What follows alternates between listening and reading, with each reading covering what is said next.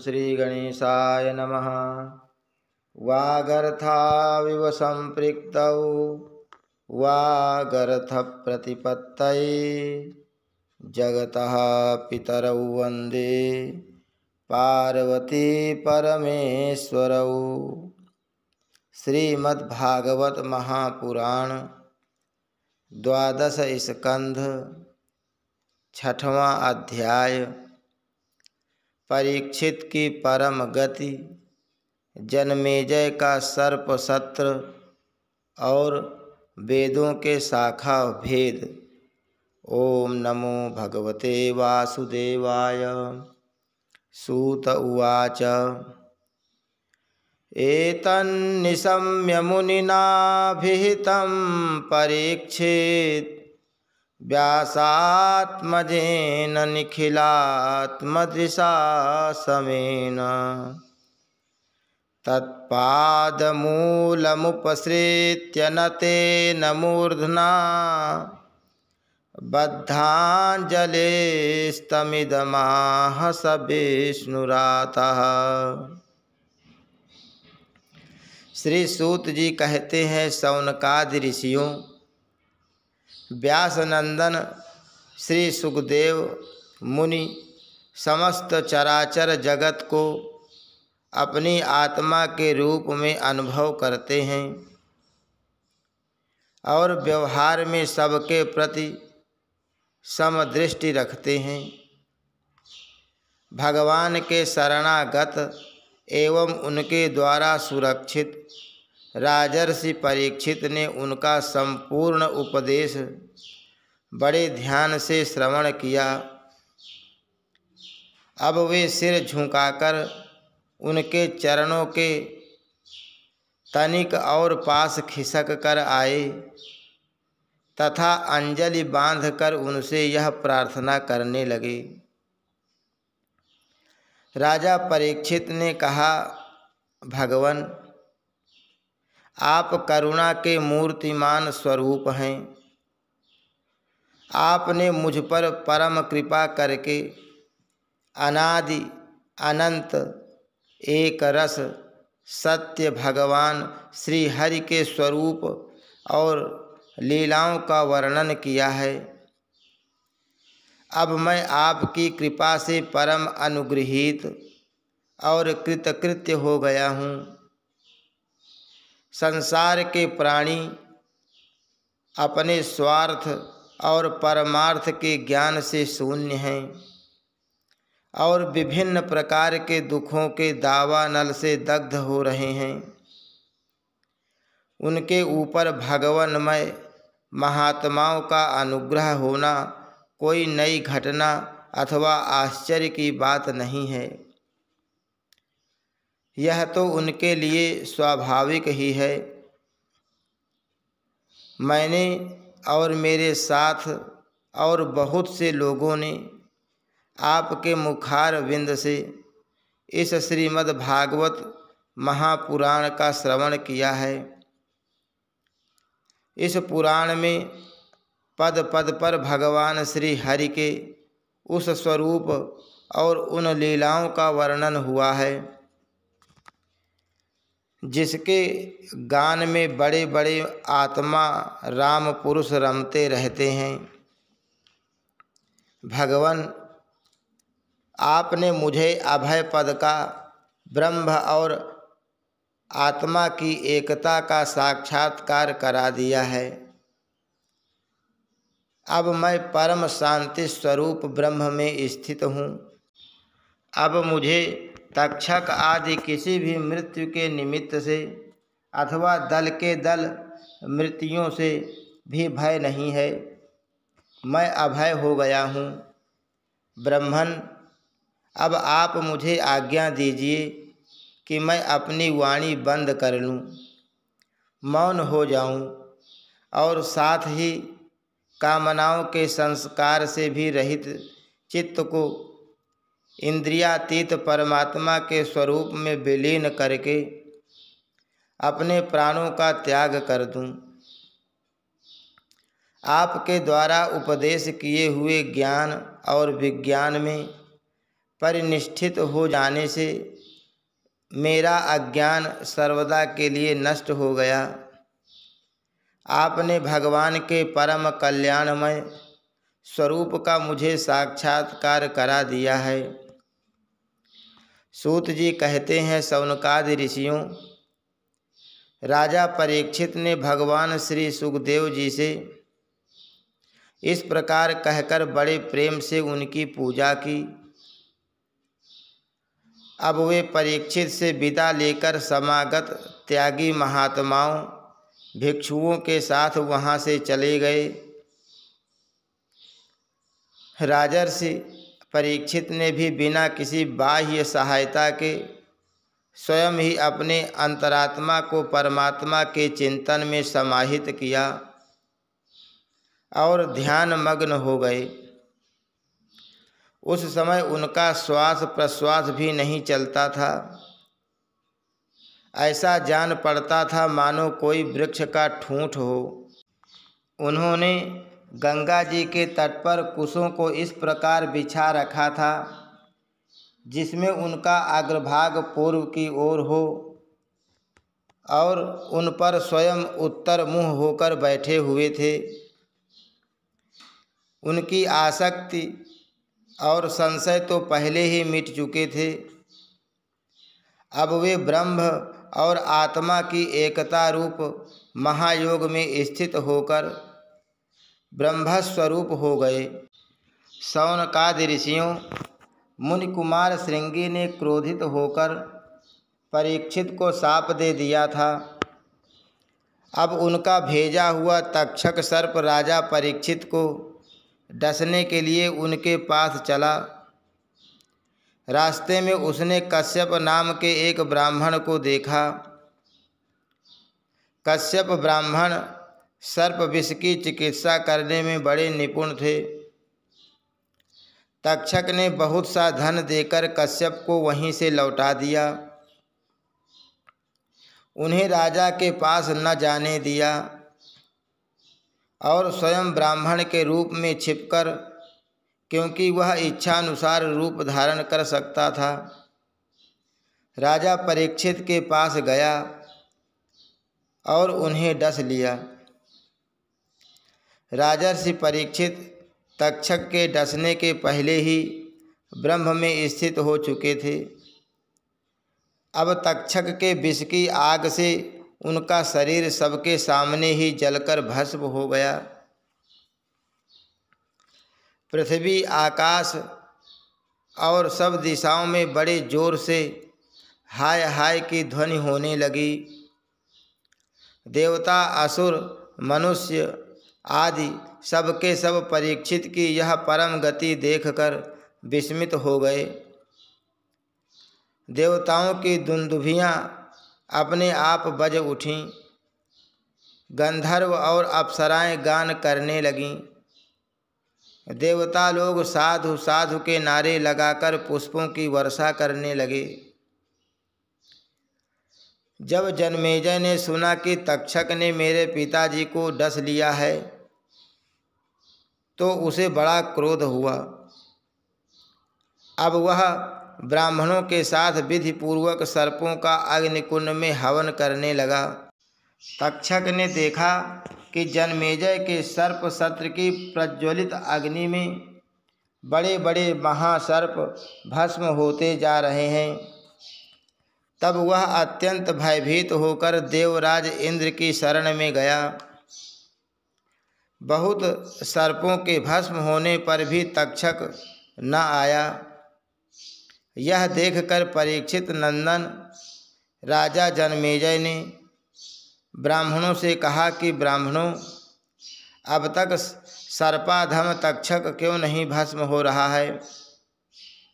ब्राह्मणों ने कहा, राजेंद्र, तक्षक इस समय इंद्र की शरण में चला गया है और वे उसकी रक्षा कर रहे हैं। उन्होंने ही तक्षक को स्तंभित कर दिया है, इसी से वह अग्निकुंड में गिरकर भस्म नहीं हो रहा है। परीक्षित नंदन जन्मेजय बड़े ही बुद्धिमान और वीर थे। उन्होंने ब्राह्मणों की बात सुनकर ऋत्विजों से कहा कि ब्राह्मणों, आप लोग इंद्र के साथ तक्षक को क्यों नहीं अग्नि में गिरा देते। जनमेजय की बात सुनकर ब्राह्मणों ने उस यज्ञ में इंद्र के साथ तक्षक का अग्निकुंड में आवाहन किया। उन्होंने कहा, रे तक्षक, तू मरुदगण के सहचर इंद्र के साथ इस अग्निकुंड में शीघ्र आ पड़। जब ब्राह्मणों ने इस प्रकार आकर्षण मंत्र का पाठ किया, तब तो इंद्र अपने स्थान स्वर्गलोक से विचलित हो गए। विमान पर बैठे हुए इंद्र तक्षक के साथ ही बहुत घबरा गए और उनका विमान भी चक्कर काटने लगा। अंगिरा नंदन बृहस्पति जी ने देखा कि आकाश से देवराज इंद्र विमान और तक्षक के साथ ही अग्निकुंड में गिर रहे हैं। तब उन्होंने राजा जनमेजय से कहा, नरेंद्र, सर्पराज तक्षक को मार डालना आपके योग्य काम नहीं है। यह अमृत पी चुका है, इसलिए यह अजर और अमर है। राजन, जगत के प्राणी अपने अपने कर्म के अनुसार ही जीवन मरण और मरणोत्तर गति प्राप्त करते हैं। कर्म के अतिरिक्त और कोई भी किसी को सुख दुख नहीं दे सकता। जनमेजय, यूँ तो बहुत से लोगों की मृत्यु सांप, चोर, आग, बिजली आदि से तथा भूख, प्यास, रोग आदि निमित्तों से होती है, परंतु यह तो कहने की बात है। वास्तव में तो सभी प्राणी अपने प्रारब्ध कर्म का ही उपभोग करते हैं। राजन, तुमने बहुत से निरपराध सर्पों को जला दिया है। इस अभिचार यज्ञ का फल केवल प्राणियों की हिंसा ही है, इसलिए इसे बंद कर देना चाहिए, क्योंकि जगत के सभी प्राणी अपने अपने प्रारब्ध कर्म का ही भोग कर रहे हैं। सूत जी कहते हैं, शौनकादि ऋषियों, महर्षि बृहस्पति जी की बात का सम्मान करके जनमेजय ने कहा कि आपकी आज्ञा शिरोधार्य है। उन्होंने सर्प सत्र बंद कर दिया और देवगुरु बृहस्पति जी की विधि पूर्वक पूजा की। ऋषिगण, जिससे विद्वान ब्राह्मण को भी क्रोध आया, राजा को शाप हुआ, मृत्यु हुई, फिर जनमेजय को क्रोध आया, सर्प मारे गए। यह वही भगवान विष्णु की महामाया है। यह अनिर्वचनीय है। इसी से भगवान के स्वरूपभूत जीव क्रोधादि गुण वृत्तियों के द्वारा शरीरों में मोहित हो जाते हैं, एक दूसरे को दुख देते और भोगते हैं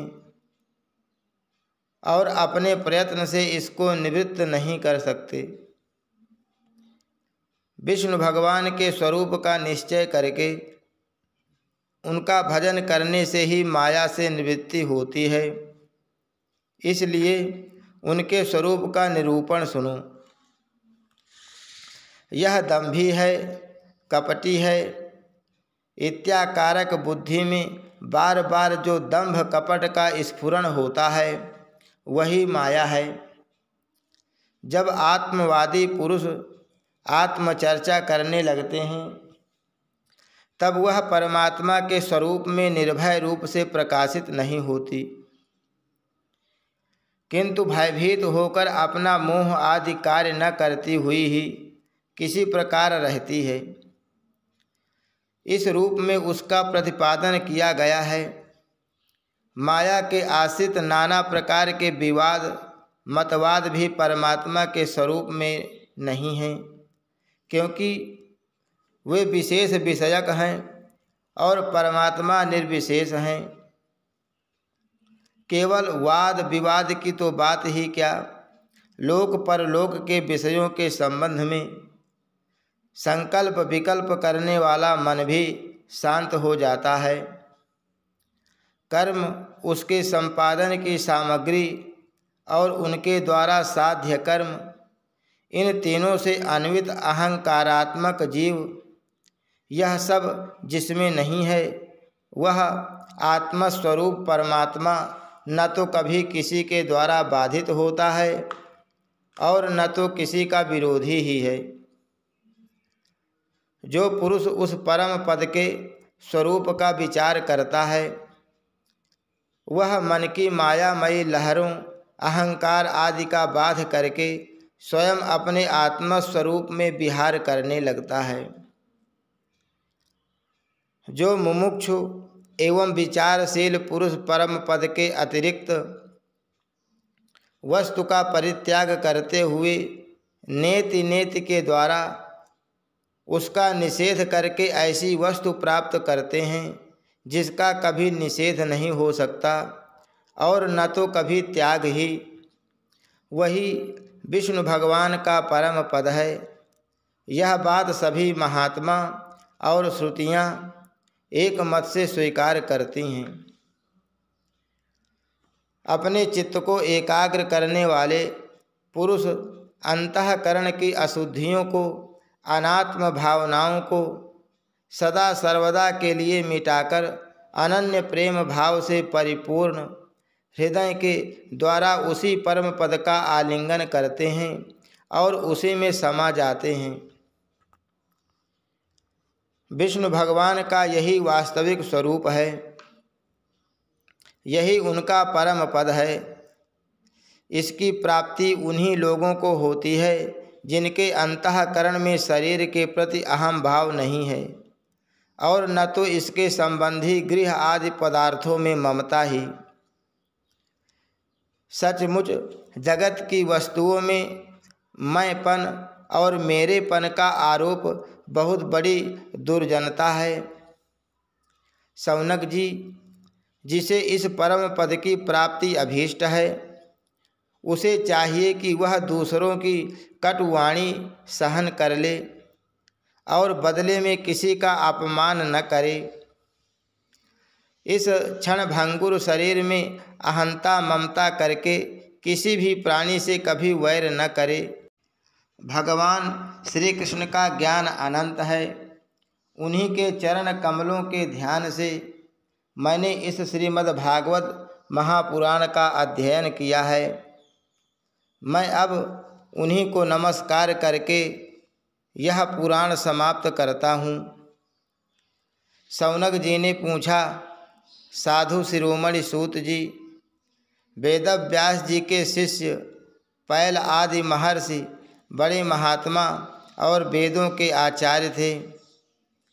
उन लोगों ने कितने प्रकार से वेदों का विभाजन किया, यह बात आप कृपा करके हमें सुनाइए। सूत जी ने कहा, ब्रह्मन, जिस समय परमेष्ठी ब्रह्मा जी पूर्व सृष्टि का ज्ञान संपादन करने के लिए एकाग्र चित्त हुए, उस समय उनके हृदयाकाश से कंठ, तालु आदि स्थानों के संघर्ष से रहित एक अत्यंत विलक्षण अनाहत नाद प्रकट हुआ। जब जीव अपनी मनोवृत्तियों को रोक लेता है तब उसे भी इस अनाहत नाद का अनुभव होता है। शौनक जी, बड़े बड़े योगी उसी अनाहत नाद की उपासना करते हैं और उसके प्रभाव से अंतःकरण के द्रव्य, अधिभूत क्रिया, अध्यात्म और कारक अधिदैव रूप मल को नष्ट करके वह परम गति रूप मोक्ष प्राप्त करते हैं, जिसमें जन्म मृत्यु रूप संसार चक्र नहीं है। उसी अनाहत नाद से आकार, उकार और मकार रूप 3 मात्राओं से युक्त ओंकार प्रकट हुआ। इस ओंकार की शक्ति से ही प्रकृति अव्यक्त से व्यक्त रूप में परिणत हो जाती है। ओंकार स्वयं भी अव्यक्त एवं अनादि है। और परमात्मा स्वरूप होने के कारण स्वयं प्रकाश भी है।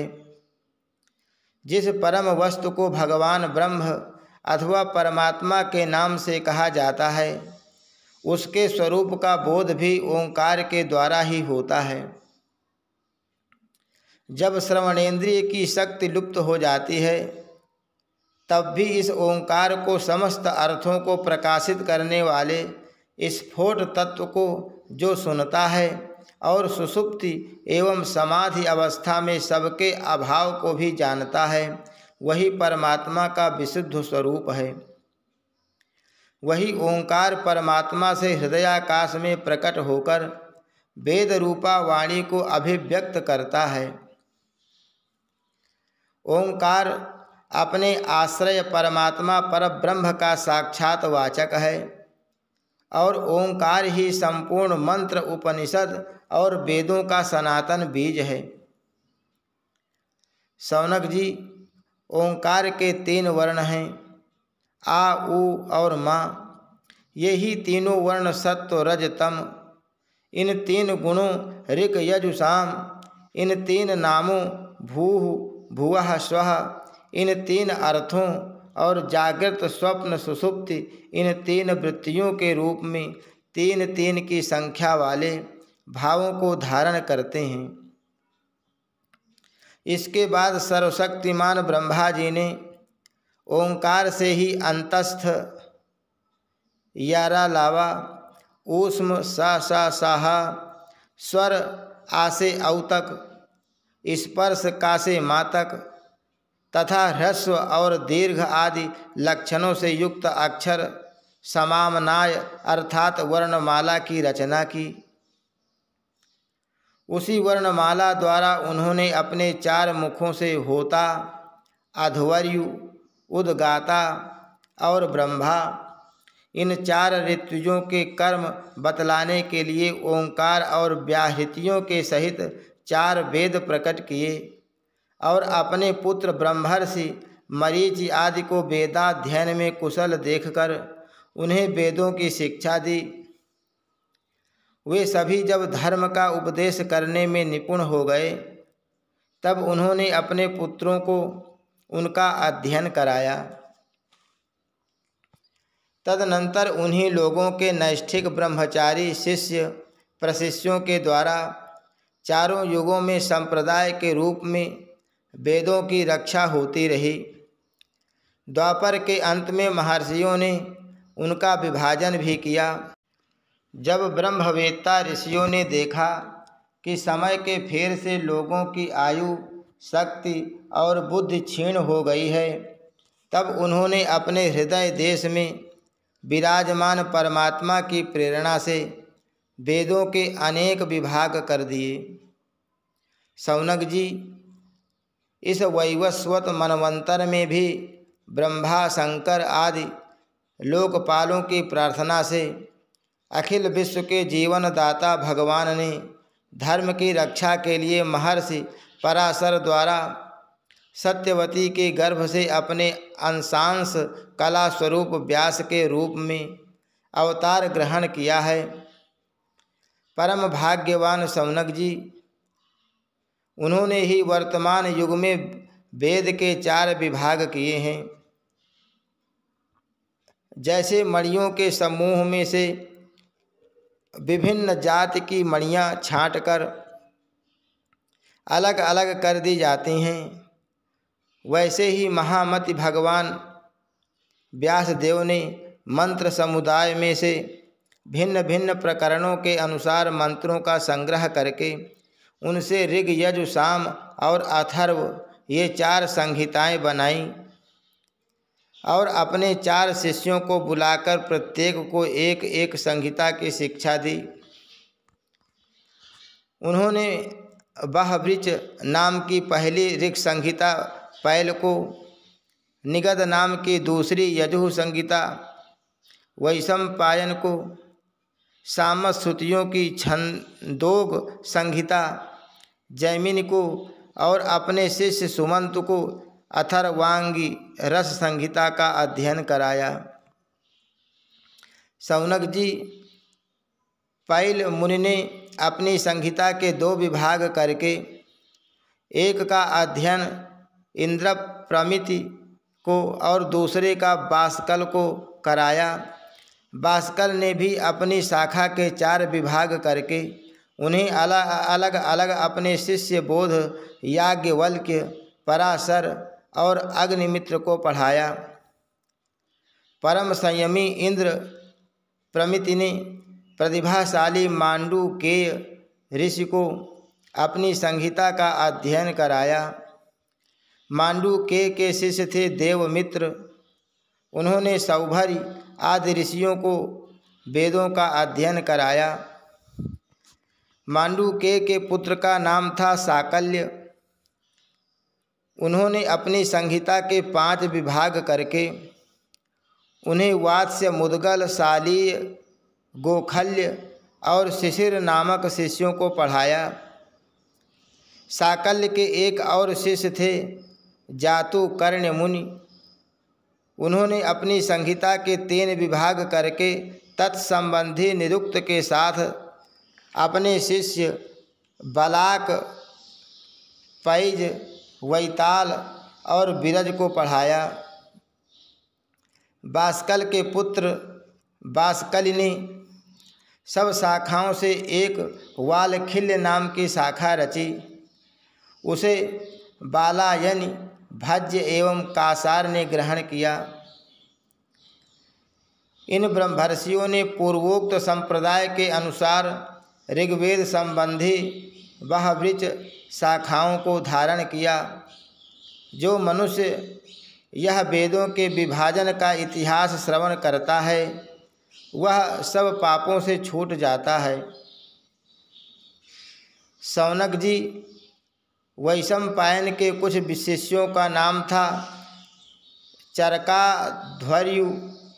इन लोगों ने अपने गुरुदेव के ब्रह्म हत्या जनित पाप का प्रायश्चित्त करने के लिए एक व्रत का अनुष्ठान किया। इसीलिए इनका नाम चरकाध्वर्यु पड़ा। वैशंपायन के एक शिष्य याज्ञवल्क्य मुनि भी थे। उन्होंने अपने गुरुदेव से कहा, अहो भगवान, ये चरकाध्वर्यु ब्राह्मण तो बहुत ही थोड़ी शक्ति रखते हैं। इनके व्रत पालन से लाभ ही कितना है। मैं आपके प्रायश्चित्त के लिए बहुत ही कठिन तपस्या करूँगा। याज्ञवल्क्य मुनि की यह बात सुनकर वैशंपायन मुनि को क्रोध आ गया। उन्होंने कहा, बस बस चुप रहो। तुम्हारे जैसे ब्राह्मणों का अपमान करने वाले शिष्य की मुझे कोई आवश्यकता नहीं है। देखो, अब तक तुमने मुझसे जो कुछ अध्ययन किया है उसका शीघ्र से शीघ्र त्याग कर दो और यहाँ से चले जाओ। याज्ञवल्क्य जी देवरात के पुत्र थे। उन्होंने गुरु जी की आज्ञा पाते ही उनके पढ़ाए हुए यजुर्वेद का वमन कर दिया और वे वहाँ से चले गए। जब मुनियों ने देखा कि याज्ञवल्क्य ने तो यजुर्वेद का वमन कर दिया, तब उनके चित्त में इस बात के लिए बड़ा लालच हुआ कि हम लोग किसी प्रकार इसको ग्रहण कर लें। परंतु ब्राह्मण होकर उगले हुए मंत्रों को ग्रहण करना अनुचित है, ऐसा सोचकर वे तीतर बन गए और उस संहिता को चुग लिया। इसी से यजुर्वेद की वह परम रमणीय शाखा तैत्तिरीय के नाम से प्रसिद्ध हुई। शौनक जी, अब याज्ञवल्क्य ने सोचा कि मैं ऐसी श्रुतियाँ प्राप्त करूं जो मेरे गुरु जी के पास भी ना हों। इसके लिए वे सूर्य भगवान का उपस्थान करने लगे।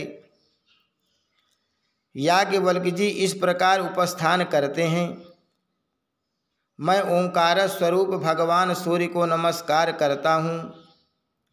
आप संपूर्ण जगत के आत्मा और काल स्वरूप हैं। ब्रह्मा से लेकर तृण पर्यंत जितने भी जरायुज, अंडज, स्वेदज और उद्भिज 4 प्रकार के प्राणी हैं, उन सबके हृदय देश में और बाहर आकाश के समान व्याप्त रहकर भी आप उपाधि के धर्मों से असंग रहने वाले अद्वितीय भगवान ही हैं। आप ही क्षण लव निमेष आदि अवयवों से संगठित संवत्सरों के द्वारा एवं जल के आकर्षण विकर्षण आदान प्रदान के द्वारा समस्त लोकों की जीवन यात्रा चलाते हैं। प्रभु, आप समस्त देवताओं में श्रेष्ठ हैं।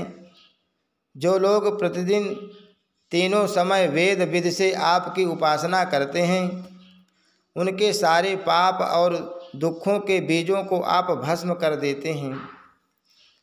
सूर्यदेव, आप सारी सृष्टि के मूल कारण एवं समस्त ऐश्वर्यों के स्वामी हैं।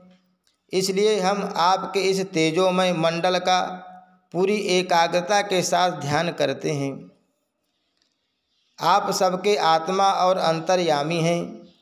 जगत में जितने चराचर प्राणी हैं, सब आपके ही आश्रित हैं। आप ही उनके अचेतन मन, इंद्रिय और प्राणों के प्रेरक हैं। इन तीनों वाक्यों द्वारा क्रमशः गायत्री मंत्र के तत्सवितुर्वरेण्यम आदि इन 3 चरणों की व्याख्या करते हुए भगवान सूर्य की स्तुति की गई है। यह लोक प्रतिदिन अंधकार रूप अजगर के विकराल मुँह में पड़कर अचेत और मुर्दा सा हो जाता है। आप परम करुणा स्वरूप हैं, इसलिए कृपा करके अपनी दृष्टि मात्र से ही इसे सचेत कर देते हैं और परम कल्याण के साधन समय समय के धर्मानुष्ठानों में लगाकर आत्माभिमुख करते हैं। जैसे राजा दुष्टों को भयभीत करता हुआ अपने राज्य में विचरण करता है, वैसे ही आप चोर जार आदि दुष्टों को भयभीत करते हुए विचरते रहते हैं। चारों ओर सभी दिक्पाल स्थान स्थान पर अपनी कमल की कली के समान अंजलियों से आपको उपहार समर्पित करते हैं। भगवान, आपके दोनों चरण कमल तीनों लोकों के गुरु सदृश महानुभावों से भी वंदित हैं। मैंने आपके युगल चरण कमलों की इसलिए शरण ली है कि मुझे ऐसे यजुर्वेद की प्राप्ति हो जो अब तक किसी को न मिला हो। सूत जी कहते हैं, शौनकादि ऋषियों, जब याज्ञवल्क्य मुनि ने भगवान सूर्य की इस प्रकार स्तुति की, तब वे प्रसन्न होकर उनके सामने अश्वरूप से प्रकट हुए और उन्हें यजुर्वेद के उन मंत्रों का उपदेश किया जो अब तक किसी को प्राप्त न हुए थे। इसके बाद याज्ञवल्क्य मुनि ने यजुर्वेद के असंख्य मंत्रों से उसकी 15 शाखाओं की रचना की। वही वाजसनेय शाखा के नाम से प्रसिद्ध है। उन्हें कण्व, माध्यन्दिन आदि ऋषियों ने ग्रहण किया। यह बात मैं पहले ही कह चुका हूँ कि महर्षि श्री कृष्ण द्वैपायन ने जैमिनि मुनि को साम संहिता का अध्ययन कराया। उनके पुत्र थे सुमंत मुनि और पौत्र थे सुनवान। जैमिनि मुनि ने अपने पुत्र और पौत्र को एक एक संहिता पढ़ाई। जैमिनि मुनि के एक शिष्य का नाम था सुकर्मा। वह एक महान पुरुष था। जैसे एक वृक्ष में बहुत सी डालियाँ होती हैं, वैसे ही सुकर्मा ने सामवेद की 1000 संहिताएं बना दी। सुकर्मा के शिष्य कौशल देश निवासी हिरण्यनाभ, पौष्यंजी और ब्रह्मवेत्ताओं में श्रेष्ठ आवंत्य ने उन शाखाओं को ग्रहण किया। पौष्यंजी और आवंत्य के 500 शिष्य थे। वे उत्तर दिशा के निवासी होने के कारण औदीच्य सामवेदी कहलाए थे। उन्हीं को प्राच्य सामवेदी भी कहते हैं। उन्होंने एक एक संहिता का अध्ययन किया। पौष्यंज के और भी शिष्य थे, लौगाक्षी, मांगली, कुल्य, कुशीद और कुक्षी। इसमें से प्रत्येक ने 100 संहिताओं का अध्ययन किया। हिरण्यनाभ का शिष्य था कृत। उसने अपने शिष्यों को 24 संहिताएँ पढ़ाईं। शेष संहिताएँ परम संयमी आवंत ने अपने शिष्यों को दी। इस प्रकार सामवेद का विस्तार हुआ। हरि शरणम। श्री कृष्णार्पणमस्तु।